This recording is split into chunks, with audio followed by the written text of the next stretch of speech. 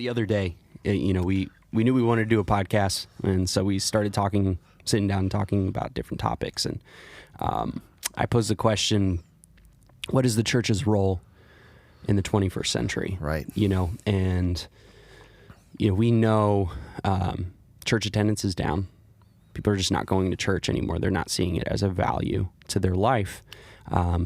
And we looked up the specific stats. I don't know. Do you have the stats with you? Yeah, these are old. I'm pretty sure they're a bit more accentuated now. Right. Because this is like from 2012. But it's a huge amount. Obviously, every demographic age is in decline, but obviously when we're talking like millennials right. and Generation Z, like there's really it's huge numbers. Over 90% have like no interest in attending any sort of church. And so I think who was it? I think it was Josh Blank the other day when he was teaching at church. He called himself like the nuns, right? The nuns are on the rise. But I think there's a lot of nuns, but I like to call just to clarify, not Catholic nuns. Yeah, right. It's N-O-N-E, right? Yeah, so the nuns that have no religious affiliation or association or allegiance. But there's also a demographic that I'm going to try to coin this term if I can. I'm going to call them the duns, right? D-O-N-E. Like they're done with church. They've tried it. They've gone. And then now they're just sort of backing out, and they're like, this is just like irrelevant to my life. Like there are other things I could be doing with my time. Right. And I think that number is on the rise, where those who would call themselves spiritual or even may identify as Christian are not participating in the active life of like a community. So yeah, I mean, I think you hear that quite a bit, right? I mean, even from famous atheists like Sam Harris. Mm-hmm. Like he's a very spiritual atheist. He doesn't bind himself to any sort of religion or even the idea of a God or a creator. But there's a spirituality to him. And I think a lot of people are in that space, right? Like, I'm spiritual, I'm not religious. Right. They don't want that specific correlation or label to their life. And it's funny, like a lot of more conservative or fundamental evangelicals will use a person's sort of intuitive notion of spiritual things as like some sort of proof. You see, God does exist. Like, where do you get these spiritual feelings from, and where does this come from? But it's a huge leap to go from having spiritual feelings and this sort of maybe agnostic position of maybe God exists, maybe He doesn't, to Christianity is the absolute truth. Like that's a huge leap that one has to make. But I think the more the leap that's easier, in my opinion, would be whether there's a creator. Yeah. Or some people call themselves deists. That's right. So the deist believes in some sort of intelligent design, but doesn't really like bind it to any sort of religious idea. Yeah. There's something. Yep. Not someone. Something that is kind of binding us all together and spinning this whole thing into motion. Yeah. Like Freud had a great term. Sigmund Freud, the Vienna psychoanalytic theorist, right? He called those spiritual feelings, he called them oceanic feelings, which is really, being so close to the beach where we live here in Sarasota, it's easy to see how you look at something that creates a sense of awe or wonder, and you're like, gosh, man, it just opens your mind to the possibility of things. Okay. And most atheists will stop at that moment. Like they sort of embrace that emotional encounter with something that is, and I don't mean awful, like it's full of awe. Right. But don't necessarily want to make that leap into the divine essence of creation or whatever. Whereas those people who are more open to that possibility do. But again, like we said, man, it's a huge leap to make from that feeling, that emotion. Someone like Sam Harris or even like a Daniel Dennett says like religion has a social or cultural utility, but to tether that to these emotional feelings when we sense like a beautiful sky or a baby being born, right? Like there's a little bit of cognitive dissonance there that takes place. So no, and it's understandable, right? And I think the bigger the larger issue is that religion has caused a lot of damage in people's lives. You know, especially fundamentalism in any religion. Yeah. You know, it's not just unique to Christianity, right? No. Buddhism, Muslim, Catholics, fundamentalism in any of those religions is on the decline. That's right. Because people just, you know, I think there's just more information.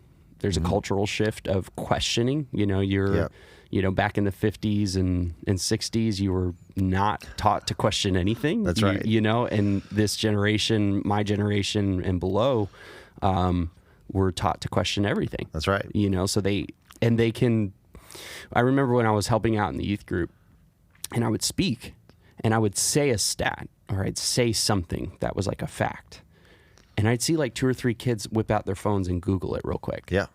You know, that's the thing that they're like trained to do. And I think there's always a place for skepticism. Yeah. I think you should be skeptic of any sort of information that's just delivered to you. Yeah. But when we looked up, what is when they polled people, like what are the words or characteristics of a Christian that people think of when they hear the word Christian? What are the words that come to mind? So the book, it's an older book, but it's from the Barna Research Group, which is typically an evangelical sort of statistical mining firm, right? They go and they poll everybody. Right.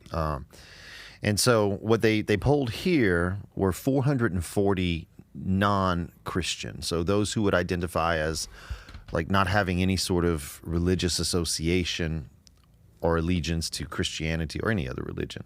So 440 people were polled, and one of the questions that the Barna Group raised was, what is your sort of understanding of Christianity? What is your view of Christianity in general?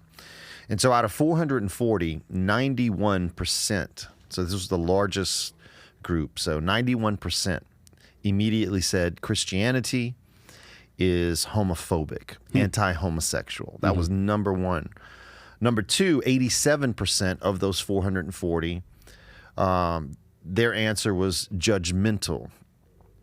And then 85, the number 3 one, was hypocritical. So those are the top 3. And then it drops into ideas of like political ideas and agendas and being old-fashioned and insensitive and boring. So, but when you look at the first one, I mean, 91% automatically associate Christianity with being anti-gay. Right. And I mean, that's an alarming statistic. And again, this is from what, 2010 or 12. Right. And I'm sure even now with the heightened sense of like political fervor in our country. Sure. And people choosing sides and it becoming this very binary sort of political situation. Right. I'm sure it's probably much worse. And so, but again, there's no substantiation for that. Like we can talk about the historicity of the relationship between homosexuality and Christianity. We can talk about the theology of it and sort of the misinterpretive readings that have been sort of imposed upon the church. Right. But there's all sorts of ways that you can talk about that, that first one, because like I'm a pro LGBTQ community advocate, right? Like I believe that there's nothing in the Bible, there's nothing in our reason that should prohibit people from loving who they want to love. Right. And so, Right. And I think, you know, and we've talked about this at length, you know, I'm trying to remember where we first start seeing this idea of homosexuality being and what the Bible calls an abomination. Right. Where does that like idea come from, and how has this idea been skewed over the last couple centuries? Yeah, I think you touched on it earlier. Like fundamentalism, even evangelicalism, has been traumatic for people, and I think mostly to the homosexual community, the gay community. It starts from Leviticus, right? The book of Leviticus is supposedly this idea the Levitical priests were the ones who were in charge of holy things, right? They were the ones who were accountable for these particular laws that the Jews were supposed to follow to be in accordance with their devotion and obedience to God. Now, when you get to Leviticus 19, they have some pretty scrupulous sexual laws. And one of the ones, it basically says, a man should not lie with a man as he does a woman, for it is an abomination unto God. Now, that word abomination, it gives everybody fits, right? It sounds awful. It sounds terrible. It sounds awful. Like, oh my God. But in Hebrew, the word is to'evach, right? There's 7 to'evachs in the Old Testament. A man lying with a man as he does a woman is one. But notice how it never says anything about a woman lying with a woman as she does a man as being a to'evach. It's only patriarchal in that sense. But if you read something like Chaucer's work in the Canterbury Tales, where he comes up with the 7 deadly sins, well, he borrows that from the 7 to'evachs of the Old Testament, right? Now, but he changes them up into something like greed, sloth, envy, etc. But there were 7 to'evachs. Another one was eating shellfish. Right? Well, dude, I'm from Louisiana. Like, boiled crawfish is a shellfish, and I eat the hell out of some shellfish. Having a fabric or wearing clothing of 2 fabrics woven together that are different. So, like, I'm sure you're wearing like a cotton polyester type blend. So am I right now. Spandex. I don't like polyester. Well, hey, you know, whatever works, man. It looks great on you. Thank you. But there was a reason for this, because to'evachs, or abominations, simply translated literally meant not of the nation. So, or not of the culture. Well, you know why we Hebrews don't wear 2 fabrics woven together that are different? Because the Persians do that. We have to create differentiation. We can't be like other cultures, right? We're trying to situate and constitute ourselves as being unique. And part of that was creating laws that created these paradigms of differentiation.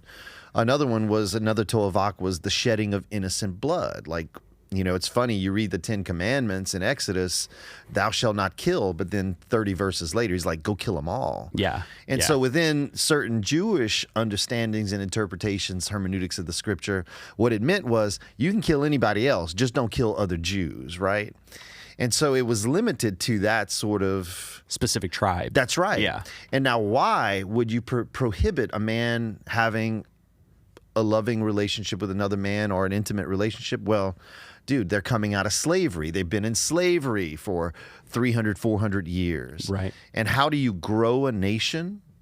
Well, you have to have sex.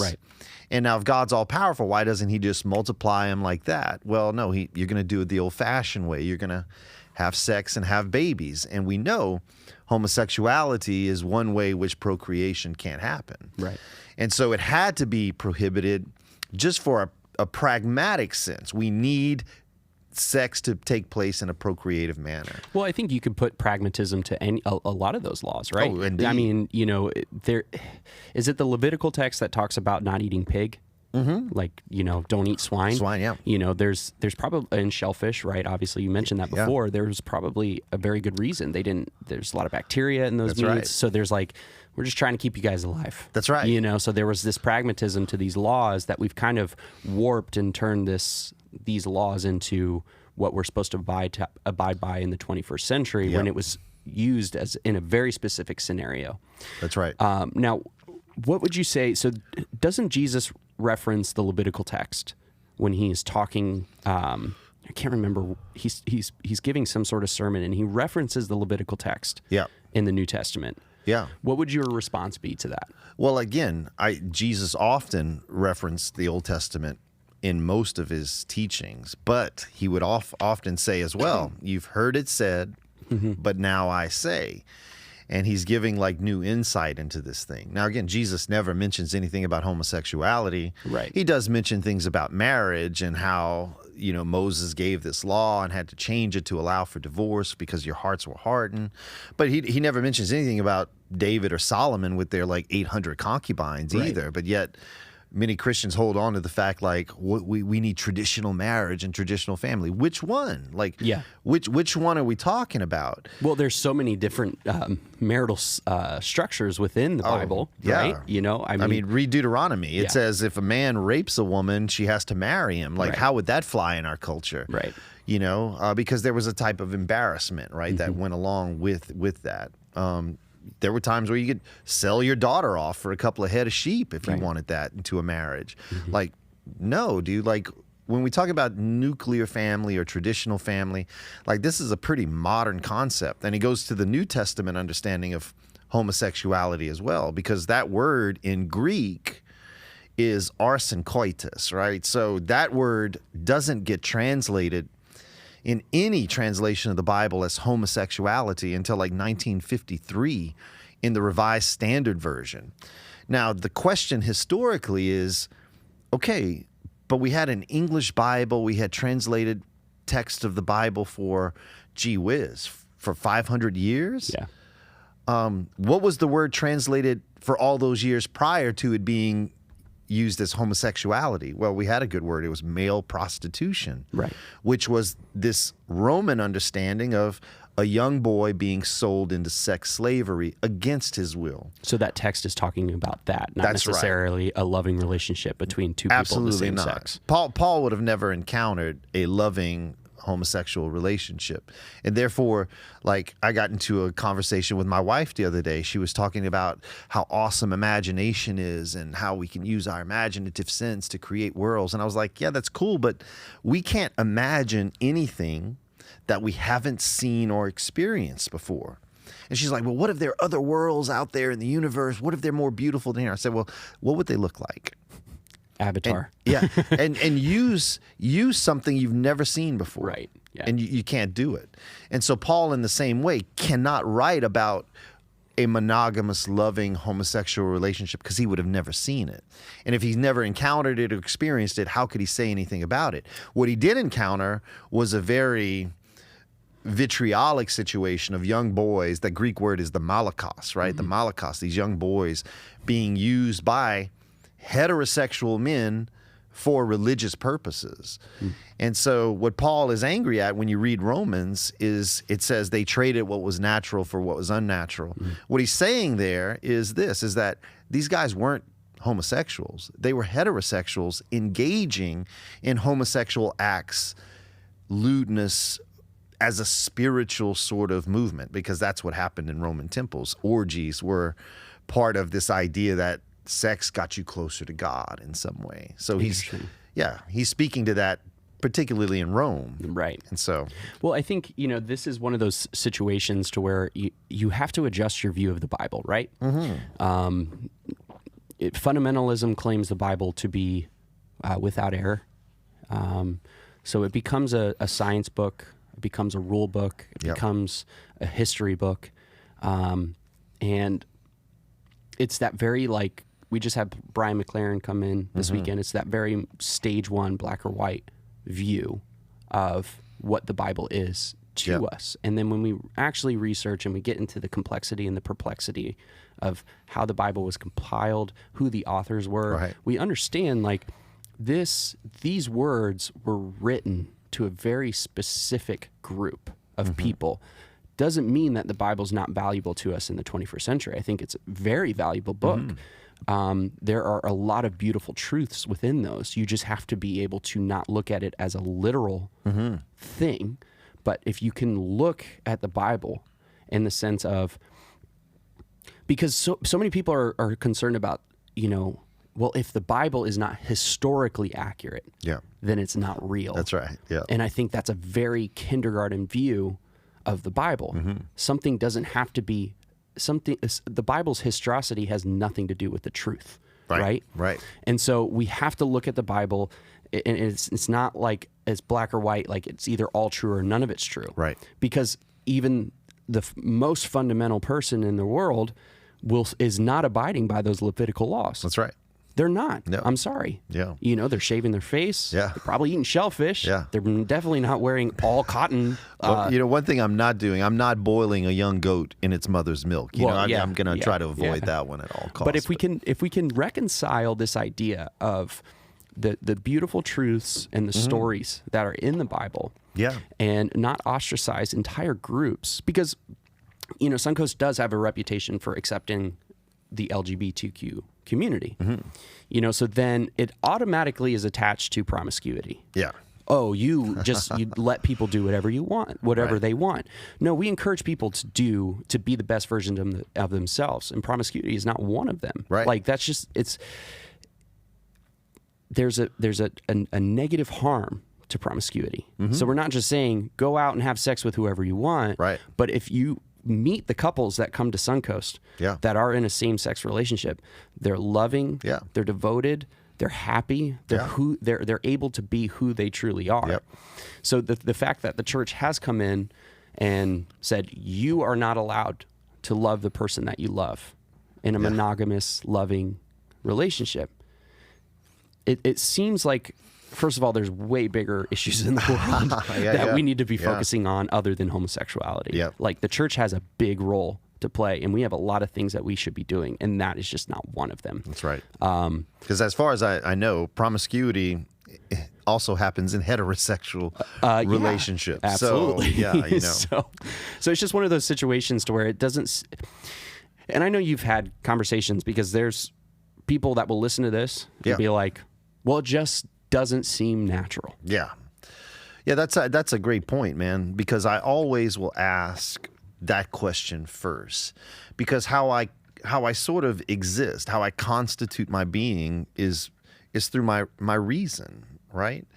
And through experience. And I'll ask the question before we ever get to any sort of religious text. I'll just say, what are some rational arguments as to why homosexuality is wrong? Outside of like religion and theology. So you can't use a text. You can't use the Bible. You can't use the Quran.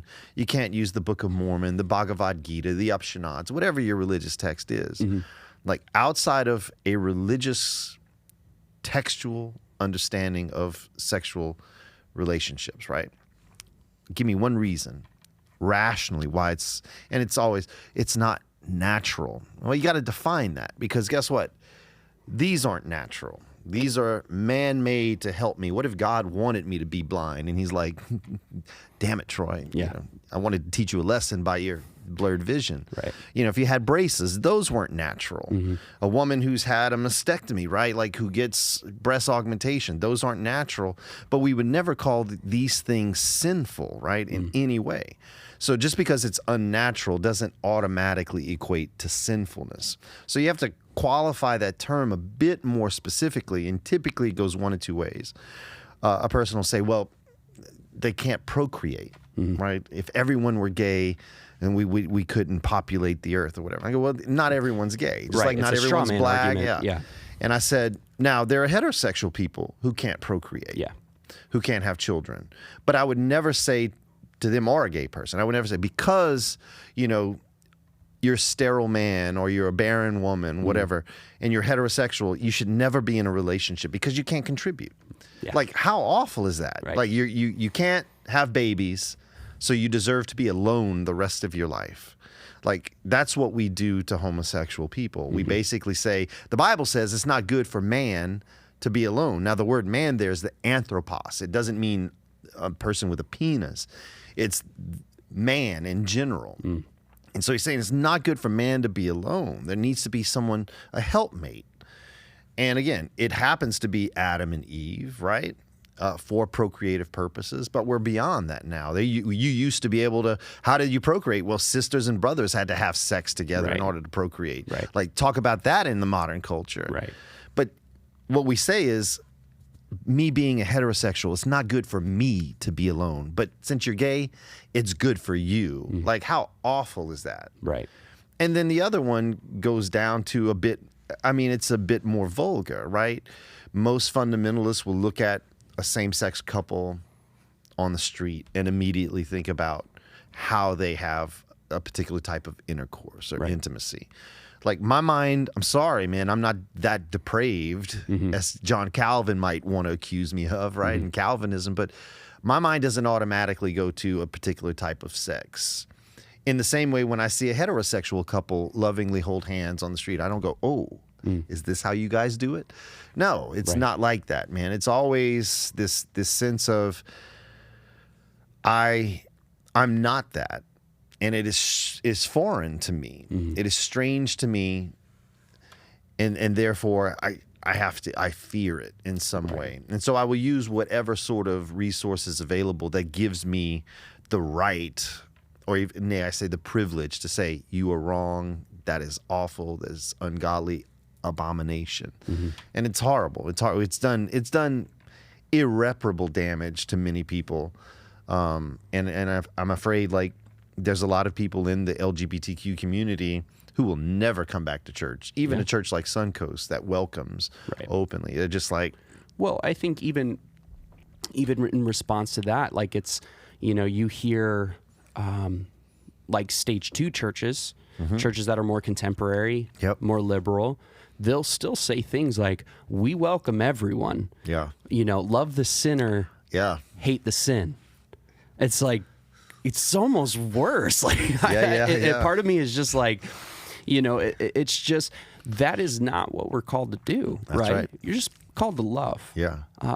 And when you see the background and where a lot of this text comes from, and you see the historical context of it, if you've made up your mind, it's really, really hard to change and have that paradigm shift, especially something with like a topic like homosexuality. But I hope that people can realize the damage. And this poll bears that out. Like, this is, if you wonder why people are leaving the church and no longer following Christ, this is a big reason.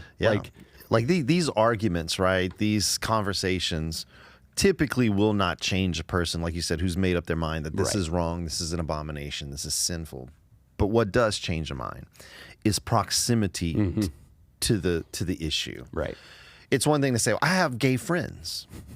Okay, awesome. But what happens when your child comes and say, Mom, Dad, I'm gay?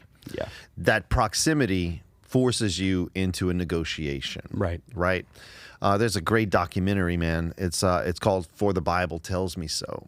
Oh, yes. I've heard of this one. And it's about a conservative congressman who was, stood on a lot of legislation that oppressed homosexual same-sex marriage opportunities.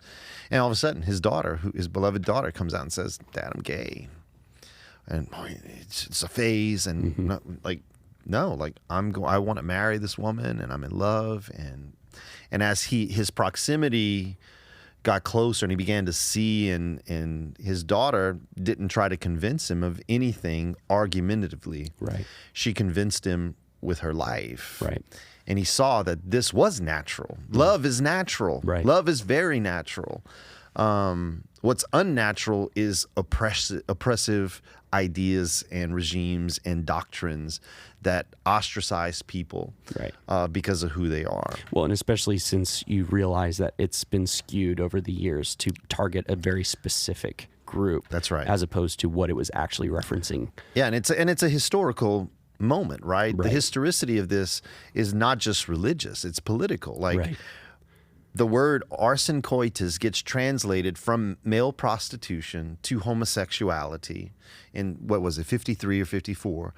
We put in God we trust on our printed money in, what was it again, 55 or 56, and we add the phrase one nation under God, indivisible, with liberty and justice for all, to our pledge in that same year. Like, there's something happening within this cultural shift. And that was a response to communism, correct? Absolutely. Oh, for sure. Like, we're just a few years away from winning World War II. And we have one major competitor in the world at this time, and those the damn atheist commies, in Russia. The godless. And in the same way, the Jews tried to create differentiation by not wearing fabrics or eating certain types of food to say, hey, we are a unique culture. America did the same thing in the 50s, right? This is where we come up with the nuclear family, where the white picket fence. What's funny is one of my friends is a horticulturist, has a master's degree in horticulture, and I remember one time he saw me pulling weeds out of my yard. Man, I'm sweating in the heat of summer in Dallas, and he's like, "What the hell are you doing?" I'm like, "Man, I'm pulling weeds, man." He's like, "Dude, you know, historically, we didn't start doing that till the 50s. We would just cut our grass and let nature grow. We kept our lawns trim, but we didn't really give a crap about weeds." The specific type of and grass. I was like, yeah.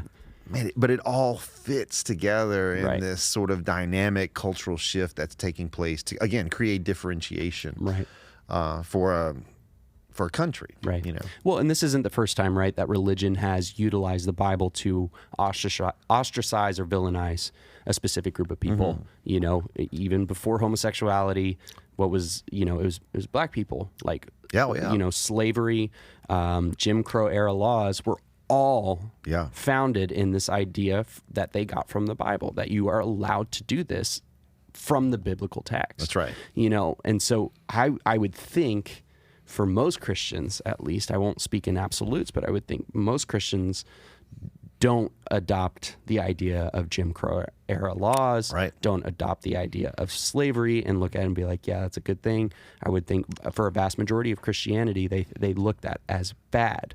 Oh, yeah. But the Bible was used to justify a lot of what happened in that time. That's right. And so we're kind of seeing that now, and I do think it's getting better. I do think it's getting better with more information and just conversation and proximity. That's right. You know, it has become more accepted in our culture. It's even celebrated in our culture now, you know, so there's just a change in culture.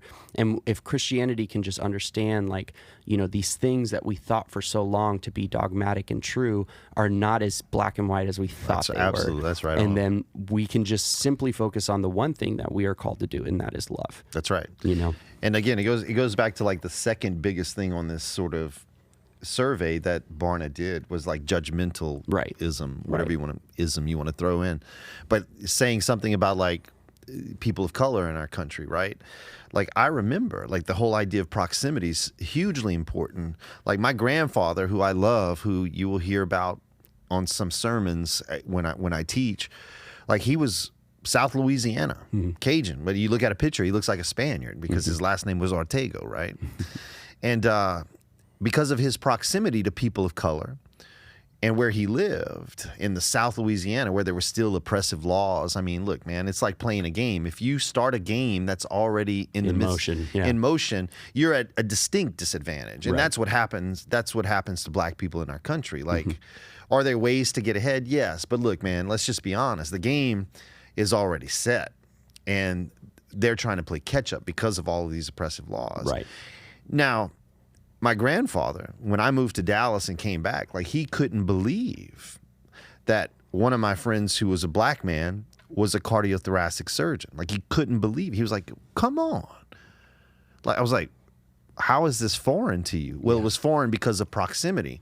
Most people of color that he knew either worked for him or worked really other just sort of blue collar jobs. He had never seen or been in proximity to a person of color who had actually succeeded, you know? And so with that, you know, it was strange to him. Now, again, I don't hold anything against him. Proximity equals perspective. Right. And what I help do is change his perspective a little bit. But there is a judgmental sort of mentality in Christianity. It's a binary.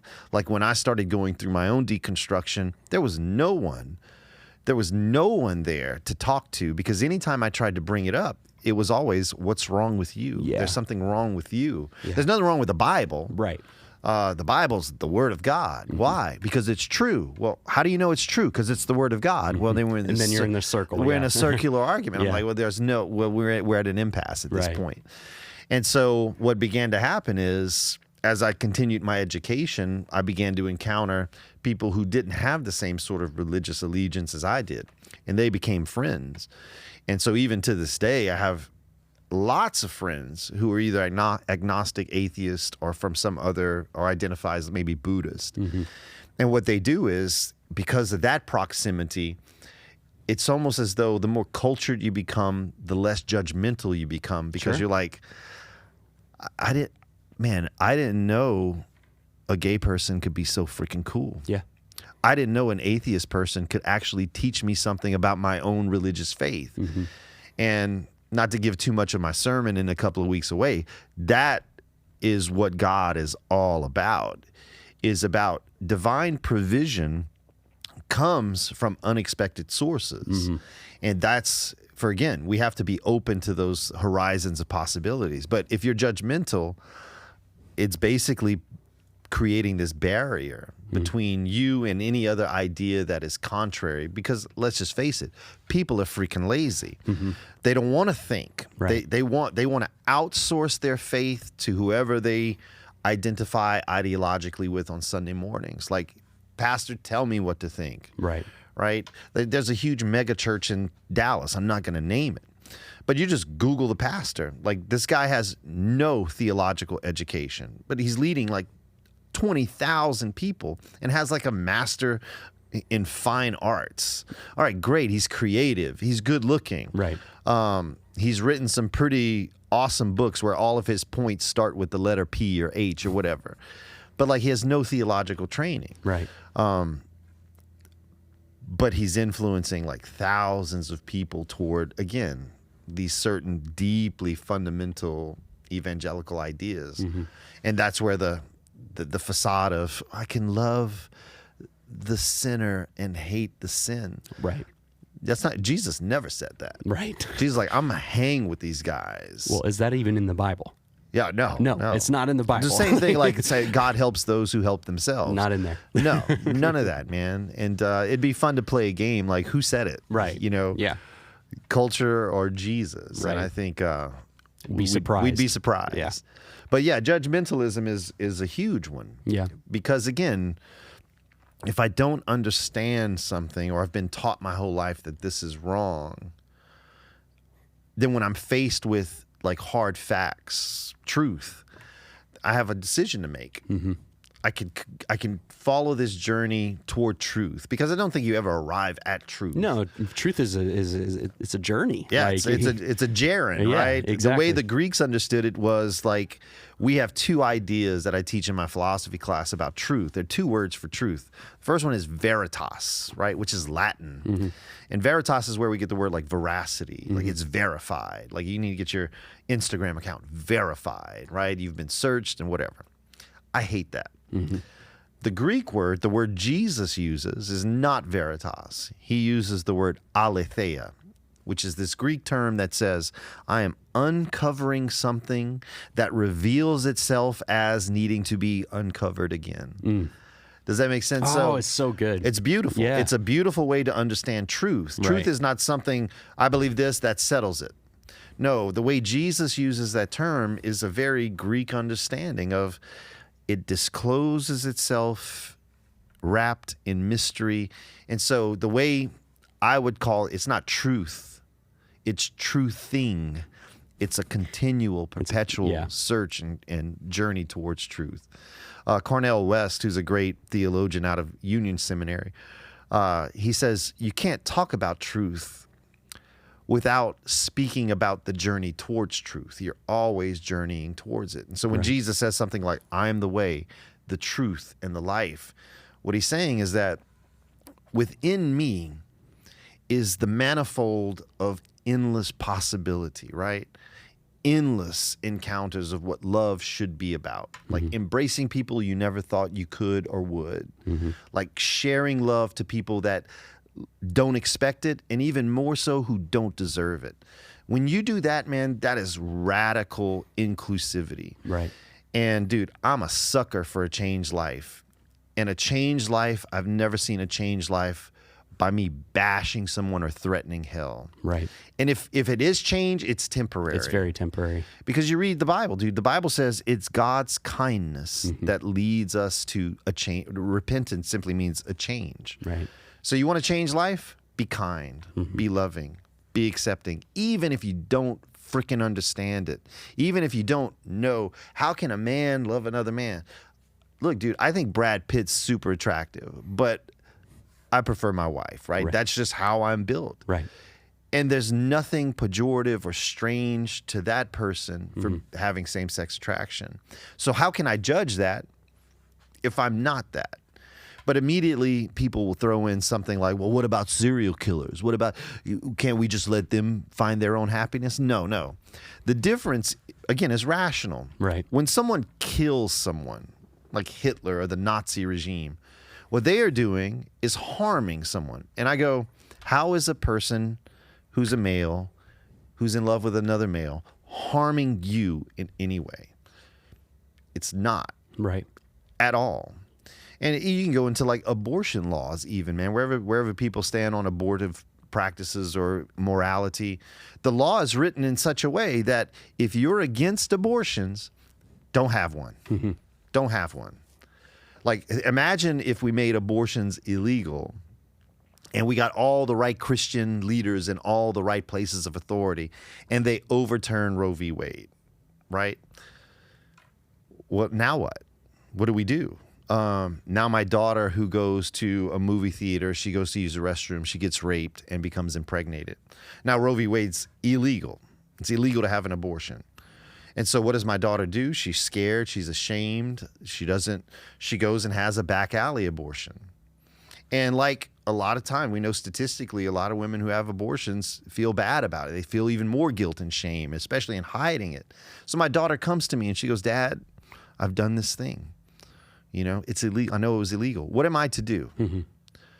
Like, she's an accomplice to murder. So what do? We give her a ticket? Well, no. Well, you've just defeated your whole stance of your argument about life in general.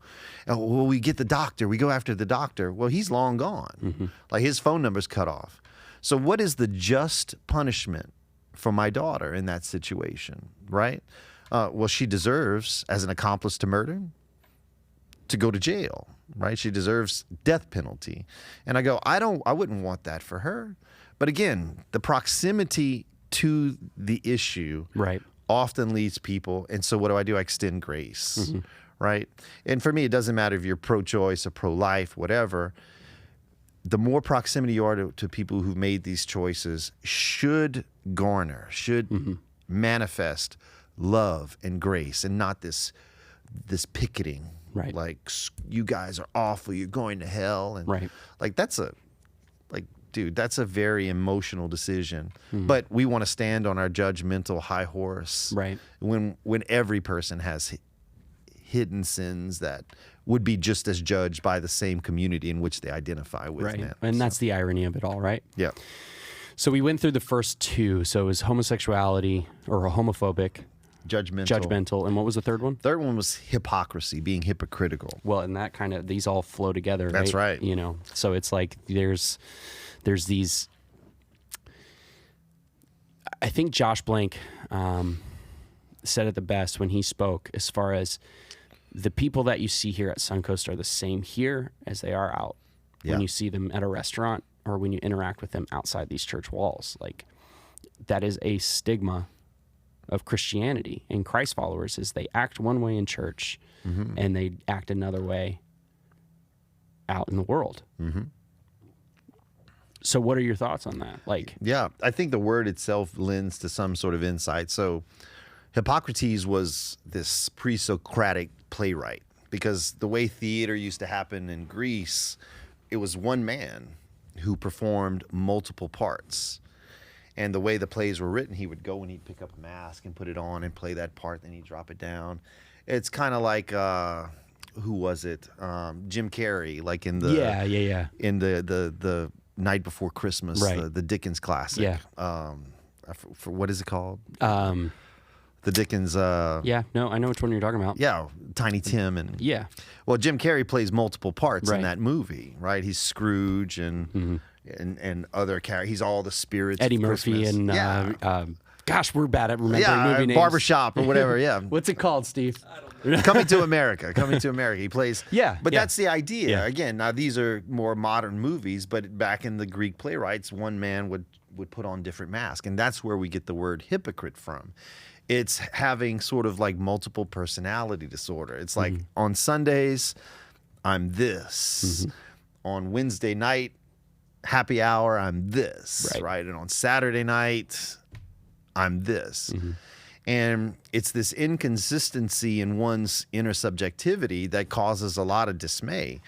One of my favorite authors is a guy named Albert Camus. So he was born in Algiers, wrote some great, The Myth of Sisyphus. He wrote like The Stranger, The Rebel, like The Plague. Like he's just a badass writer, existentialist.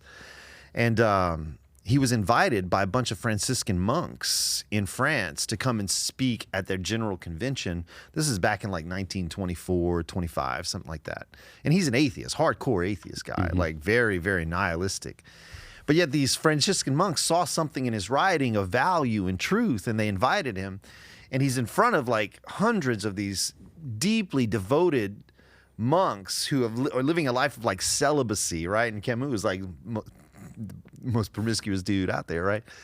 And he gets in front of him and he's like, I have no idea why you would invite me to come speak to a group of devoted, Christians, monks, right, who live this life in solitude, focusing on God, meditating. And he goes, if there's one thing I would say to you is this: if you're going to call yourself a Christian, then be a Christian. Right. That's it. Right. That's it. Christianity is not this facade of holiness and my pants are on right and my shirt is buttoned up and I have everything together. When you look at Christianity, the way I say it in my philosophy class, the word Christian simply means little Christ, to be like Christ. And I ask my students all the time, who is Jesus? And many of them say, Son of God, whatever. And I go, let's just look at Orthodox Christian teaching. Jesus is a man, according to most of their evangelical theology. And this is where I blow their mind. Jesus is a man, according to your theology, who dies on a cross to save the same dudes who nailed him to it. When has that ever been American foreign policy? When has that ever been American, diplomacy within our own country? When has that been your policy of family? Right. And I go, never. And I go, so if you want to hold to that sort of substitutionary atonement position, it's quite hypocritical that it doesn't flow to every other aspect of your life. So either that's wrong or the ideology's wrong. So what Camus is doing is like the idea of being a hypocrite simply means, it's like Batman. Who is Batman? Is Bruce Wayne really who he is, or is Batman really Bruce Wayne, right? And in Christianity, we see this conflation between ideas. Whereas if you look at the life of Jesus, what did he do? He just lived. He loved. He served. And he flipped upside down the notions of power and position and prestige and says, yeah, those things are cool, but man, there's just something about doing this. Right. And in Christianity, hypocrisy is the fact that I show up on Sunday and pretend to be something I'm not because I'm kind of embarrassed of who I am. And my point is, you shouldn't be. You shouldn't be. Church should be a safe place to come and say, I don't have it all together. Marriage is falling apart. I just found out this information, right? My health is in jeopardy. Whatever, my kids are just out of control. But we have to tie that nice bow because that's what we think Christianity is about. But the Bible speaks directly against this sort of thinking, man. So I think safe places to come and express like, man, God, I need you. Crap is falling apart. Right. My job is downsizing. But again, man, hypocrisy is I think it's a misnomer the way they're using it, because I think hypocrisy comes from judgmentalism. It's like, you're judging me, but dude, I know what's going on in your life. And for that's a hypocritical sense. When in fact, we should all be just open and honest about what's going on, man. Yeah. And I think that segues perfectly into kind of the final point of this whole thing, this whole discussion is, what is the role of the church in the 21st century? What do you think? Well, I think it's perfectly, you said it perfectly. It's a safe place, right? You know, our tagline here at Suncoast, and we'll repeat it till the day we die, is that we're a hospital, not a courtroom. What happens when you go to the hospital? You come in, you're sick, you got a gunshot wound, you did something. Yep. The nurses and the doctors don't sit there and look at you and say, why are you so stupid? That's right. Why did you do that? No. They bring you in, especially depending on the severity of what's going on, and they treat you. Yep. And they help you through the process. Yep. Now, they're going to have a conversation with you later, like, hey, maybe don't point your gun at your hand to test to see if there's a bullet in there, right? They're gonna have that conversation. But they're gonna help you and meet you where you are first. Yep. And that is what Suncoast is. Just because you come to Suncoast doesn't mean we're not going to push you to be a better human, but we're not going to push what fundamentalism pushes on its people, its followers. We're going to push other ideology of love and grace. Yep. And we're going to push you to be a better human that actually impacts the world in a positive way. That's right. Not a negative way, because we've been doing fundamentalism for a while. Yep. And it's not working. That's right. It's not impacting the world for the betterment of humanity. Yeah. And, you know, and fundamentalism, I want to be compassionate to people, because I know a lot of fundamentalists that are very, very good people. They just haven't gone through the journey. That's right. You know, there's this, and it is a choice, right? There's that great story. I can't remember. It's either Copernicus or Aristotle or one of those guys that, you know, he's looking through his telescope and he realizes that the Earth is not the center of the universe. You know, it's the sun. So he brings in the council and he's like, look in the telescope. It's not, and they refuse to look in the telescope. Yep. So people have to be in a position to where they're ready to go through that journey. That's right. You can't force it upon them. But so I have sympathy because I was there. Yeah, man. Like we Same. We have to understand, and you talk about compassion, you talk about proximity. You know, it's so easy for us to judge fundamentalists, but we have to remember, like, we were all there. That's right. I was there judging gay people. I was there judging people that I thought were sinners, and I was better than them. Yep. We've all been there. That's right. You know, and so all we can do is show what we are doing. This message that we're proclaiming is effective. That's right. And is drawing people towards Christ, because we have the same goal, right? Oh, yeah. We have the same goal as fundamentalism. Yeah. We want to draw people to Christ. That's right. If our method is working, Yep. then what do you have to say about that? We're on the same path. We just have two different tactics, and That's right. and your tactic's not working. That's right. So what would you say your response is to that? Like, what is the role of the church in the 21st century? I think the role of the church is to create opportunity for people to, like, and I mean this literally, experience the love of God. Like, that's our whole thing. Because this just a quick story before we leave. Like, my son Asher, and he's 13 and a half now, but when he was young, man, just getting to walk, speaking, he wanted to just be around his dad, right? Even now, we go fishing, we go hunting, we do all these things, and we love to cook together, man. It's one of our favorite things to do. And when he was young, he'd always stand and watch me. I'm cooking jambalaya one day, and he's just watching, and he's getting closer. His proximity is getting closer. And I say, Asher, watch out, buddy. The pot's hot. And he looks at me and he affirms that sentiment. He goes, yeah, Daddy, hot. Because cognitively, intellectually, traditionally, he knows what hot is. Because I've run his bath water. Is that too hot? Et cetera, et cetera. But I turn to grab seasoning. And what does he do? He touches the dang pot. And he's screaming. We got to put some salve on his hand and whatnot. But my question is a philosophical one that relates to the role of the church.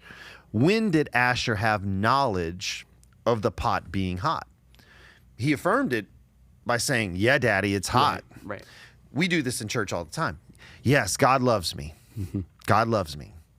But it's not until he touches that pot and he's like, oh, crap, it is hot. So when was his knowledge complete? Right? It's when he had the experience along with the rational sort of idea. We live in a society where a church can grow as long as you're proclaiming some sort of idea. I believe in Jesus, therefore I get to go to heaven. Just don't ask me to do anything with that. Yeah. I believe it's good to help homeless people.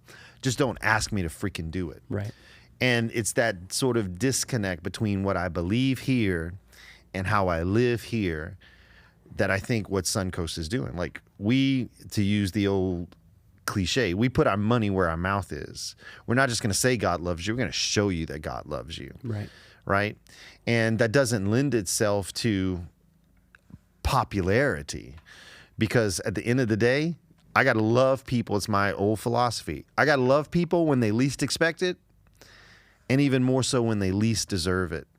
And that means creating a space for everyone to be welcome, to encounter and express to one another and to God, like, our love, our devotion. It goes back to what we talked about a couple of weeks ago, all in, being all in.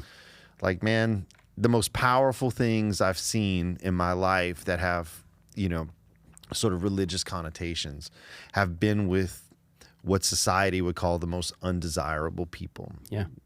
And you look at the teachings of Jesus, most of the most incredible miracles that we experience in the Gospels happen with the most undesirable people possible.